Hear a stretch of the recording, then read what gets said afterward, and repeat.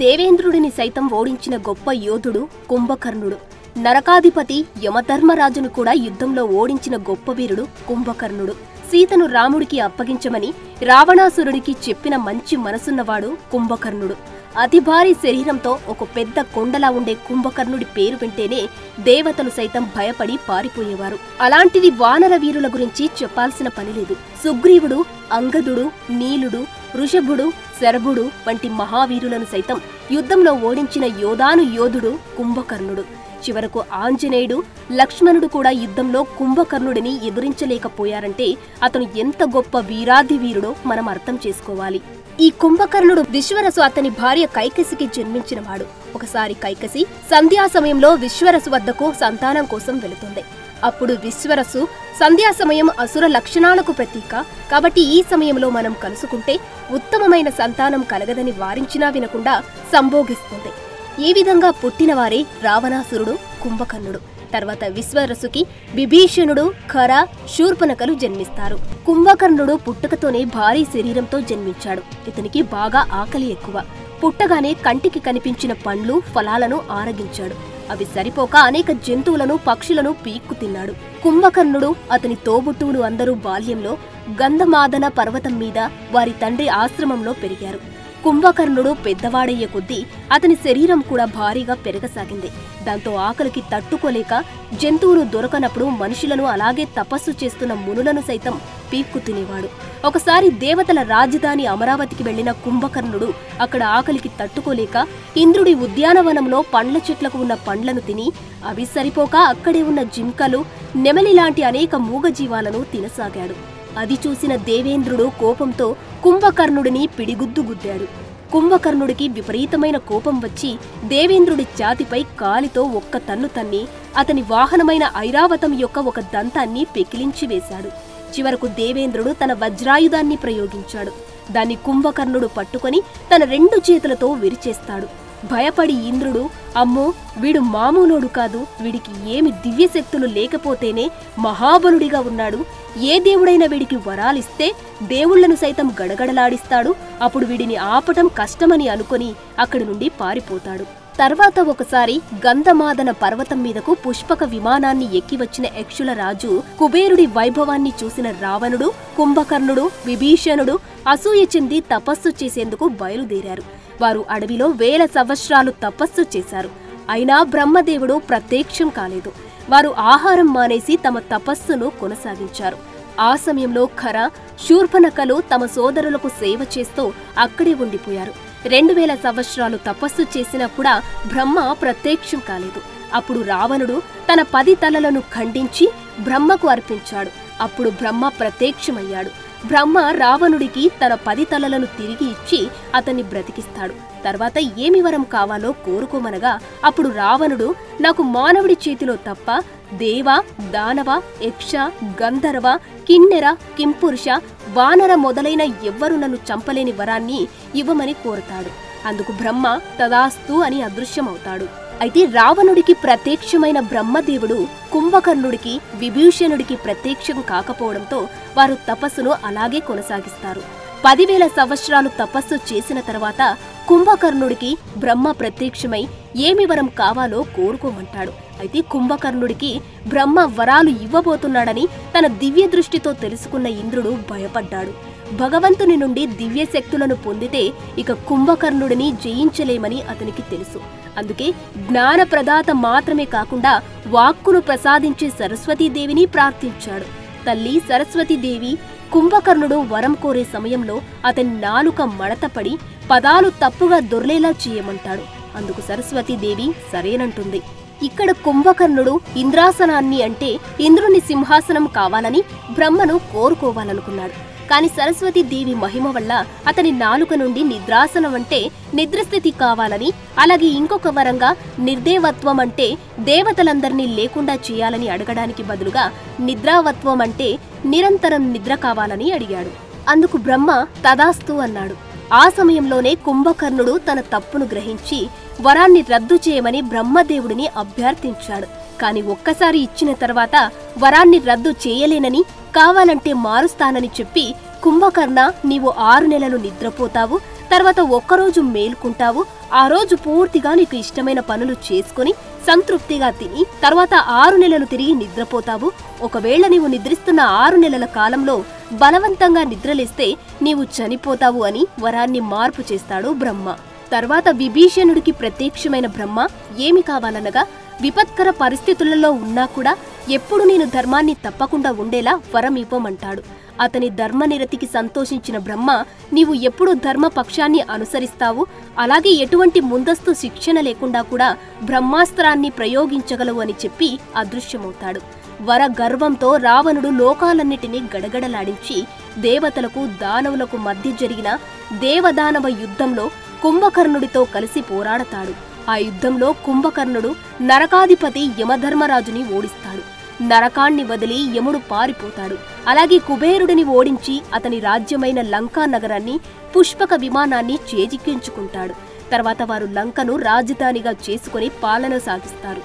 కుంభకర్ణుడు రాక్షసరాజు విరోచనుని మనువరాలు అయిన వజ్రజ్వలని వివాహం చేసుకుంటాడు. వీరికి కుంభ, నికుంభ, భీమాసుర అనే 3 బలవంతులైన మగబిడ్డలు జన్మిస్తారు. రావణుడి కోరిక మీద లంకా నగరంలో కుంభకర్ణుడు నిద్రించడం కోసం దేవతల వాస్తుశిల్పి విశ్వకర్మ ఒక అద్భుత భవనాన్ని నిర్మిస్తాడు. ఇది తెల్లగా పాలరాతితో 1 యోజనం పొడవు వెడల్పులతో ఉంటుంది. క్రిస్టల్ అలాగే బంగారంతో రూపొందించబడిన భారీ స్తంభాలను కలిగి నివాస ద్వారం ఏనుగుల దంతములతో వజ్రాలు పొదిగిన తలుపులతో అద్భుతంగా మెరుస్తూ ఉంటుంది. కొన్ని వేల సంవత్సరాలు ఈ భవనంలోనే నిద్రిస్తాడు కుంభకర్ణుడు. కాలగమనంలో శ్రీరామచంద్రుడు తండ్రి మాటకు కట్టుబడి రాజ్యాన్ని వదిలి సీతా లక్ష్మణ సమేతంగా అడవికి చేరుకుంటాడు. అక్కడ లక్ష్మణుడి అందానికి మైమరిచిన శూర్పణఖ పెళ్లి చేసుకోమని విసిగించడంతో కోపంతో శూర్పణఖ ముక్కు చెవులు కోస్తాడు లక్ష్మణుడు. చెల్లికి జరిగిన అవమానానికి కోపంతో ఊగిపోయిన రావణాసురుడు సీతాదేవిని అపహరించి లంకా నగరానికి ఎత్తుకు వస్తాడు. సీతాదేవిని వెతకడానికి సుగ్రీవుడు ఆంజనేయుడిని పంపగా హనుమంతుడు లంకను చేరి అశోకవాటికలో సీతమ్మను చూసి రామునికి చెప్పగా సముద్రంపై నీలుని సారాధ్యంలో వారధి నిర్మించిన రాముడు లంకను చేరి సీతను అప్పగించమని అంగదుడితో రావణుడి వద్దకు రాయబారం పంపుతాడు. అప్పుడు రావణుడి సోదరుడైన విభీషణుడు యుద్ధం వద్దు సీతను రాముడికి అప్పగించి శరణు కోరమని రావణుడికి చెప్పగా విభీషణుడిని తిట్టి లంకానగరం నుండి వెలివేస్తాడు రావణుడు. విభీషణుడు రాముని శరణు వేడి సుగ్రీవుని సైన్యంలో చేరుతాడు. రామరావణ యుద్ధం అనివార్యమవుతుంది.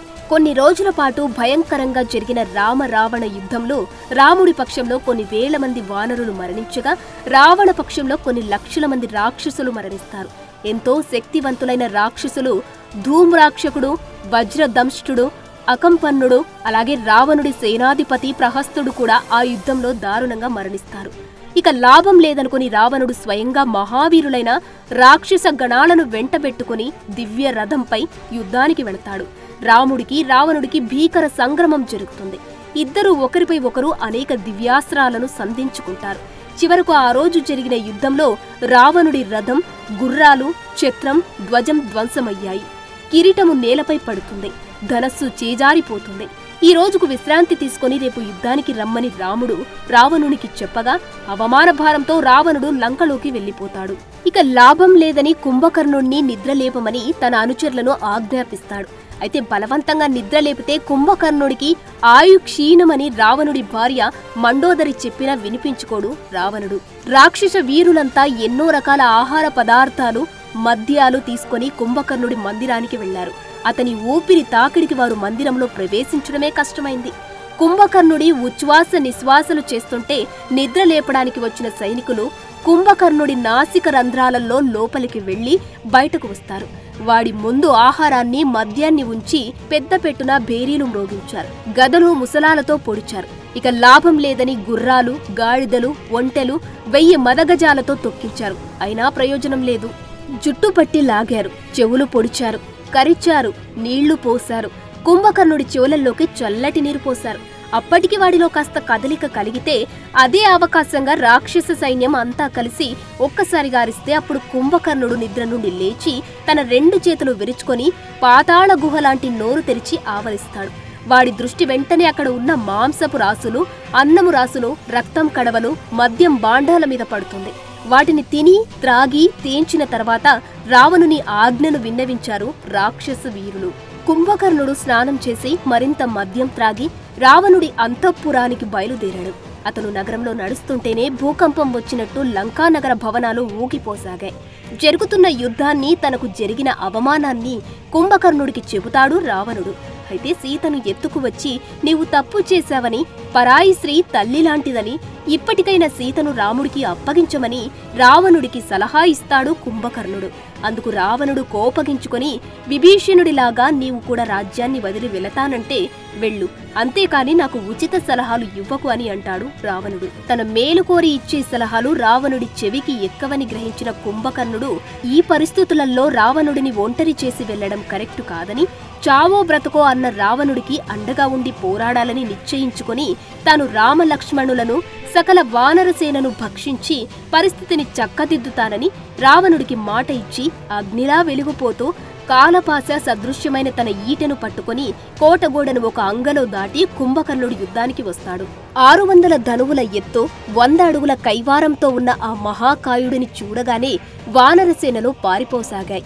దూరంగా ఉన్న విభీషణుడు తన తమ్ముడు కుంభకర్ణుని గురించి రాముడితో ఇలా అంటాడు.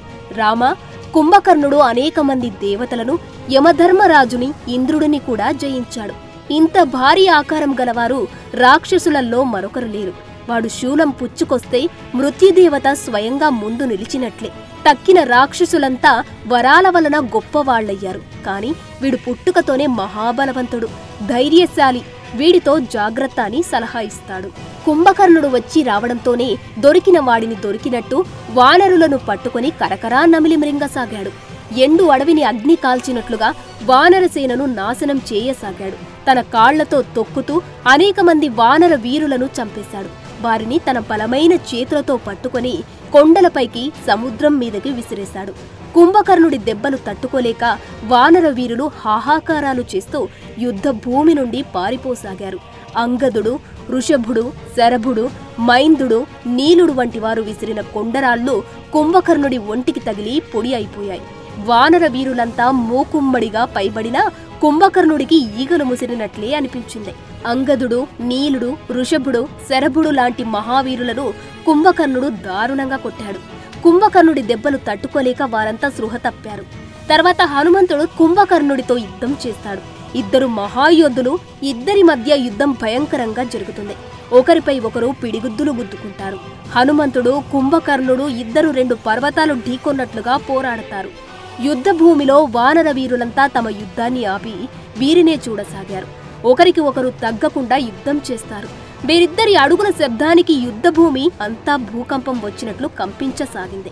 చివరకు ఆంజనేయుడు తన గదతో కుంభకర్ణుడి గుండెల మీద కొట్టగా రక్తం కక్కుతాడు కుంభకర్ణుడు. ఆ తరువాత కోపంతో కుంభకర్ణుడు తన శూలంతో ఆంజనేయుడిని పొడవగా ఆ బాధతో విలవిలలాడిపోతాడు. అప్పుడు లక్ష్మణుడు యుద్ధానికి వచ్చి తీవ్రమైన 7 బాణాలను కుంభకర్ణుడిపై ప్రయోగిస్తాడు. ఆ బాణాలు తనకు గుచ్చుకున్నట్లుగా కూడా అనిపించలేదు కుంభకర్ణుడికి.